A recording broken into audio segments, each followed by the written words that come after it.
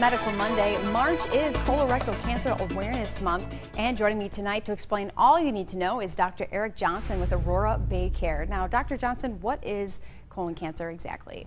So colon cancer is a disease of the large intestine, and so that is broken down both into the colon and the rectum. The rectum is the last foot or so of the large intestine, but we combine them together because it's all the same part of the body, although the treatment is slightly different between colon and rectal cancer. Now, treatment is a little different, but March is Colon Cancer Awareness Month. So what do we want people to really take away from this? Why is this so important? Sure, I think for your viewers, the really important thing to know is that colon cancer is very common. It's the third most common type of cancer diagnosed in the United States. It can be very deadly. It's the second most common cause of cancer death. But if detected early, we can actually prevent cancer from forming altogether. If we see those precancer polyps on a colonoscopy, we can remove those polyps and it prevents cancer from forming. Exactly. Detection is key in this case. So how exactly does the process go about? Do you want to kind of run me through it? Because this is something for mainly people over 50. Sure. So most people that are average risk for cancer would be 50 and over.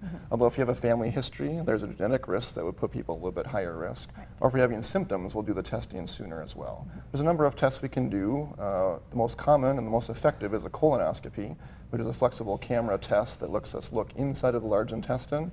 Nice thing is if we see something there, we can take a sample of it, we can fully remove it, and hopefully prevent it from forming cancer altogether. That's where the preventiveness comes in. Exactly. There are some other tests that are less invasive, so we can test blood in the stool, we can do some x-ray studies as well, but colonoscopy is the gold standard for finding cancers. Now, if a cancer is detected during a test like that, what are the next steps? What do people do after that happens? Sure, so we want to know a couple things. So we want to get a biopsy to know that it is truly colon cancer. Frequently we get a CT scan to make sure there's no spread of cancer to other parts of your body.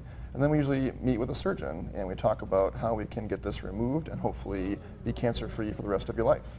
Now, we touched on some of the risk factors already, including family history, but what are some of the other ones that people should be aware of? Sure, so age is the most important one, and we usually start testing at age 50, and if you have a normal colonoscopy at that point, then we go 10 years between the next study. Now, if you have a family history, we'll start testing sooner. There are certain other things like diseases like ulcerative colitis, Crohn's disease, other inflammatory diseases of the intestine, or genetic risk factors that would have us test you sooner.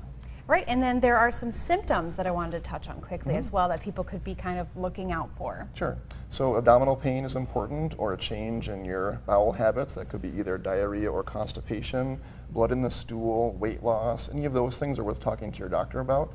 And it may not be that it requires a full test, but it's just important to get the conversation going. Right, and that's what March is all about, getting the conversation going, because it is Colon Cancer Awareness Month. So definitely what you want people to take away from today is that it is preventable and it is treatable.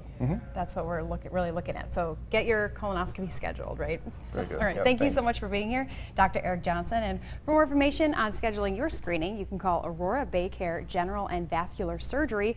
And we have all that information up on our website, nbc26.com.